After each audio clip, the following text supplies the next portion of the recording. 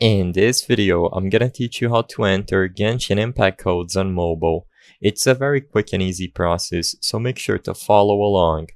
In this video, I'm gonna show you two methods. For the first one, you don't even need to have Genshin Impact, the game, downloaded on your phone. You can just use the website. So open up a web browser and go to genshin.hoyoverse.com and select the official site option at the top of the screen. In here, click on the three lines at the top right corner of the website, and you can log in now or just select Redeem Code from the drop-down menu.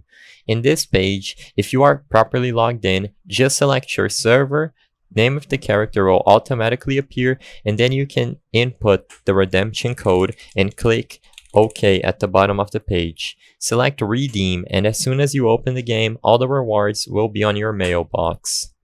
For the second method, if you don't want to use the website, you can just open up the Genshin Impact game on your phone, click on the Paimon head at the top left corner of the screen, and from here, click on the settings menu by using the cogwheel icon.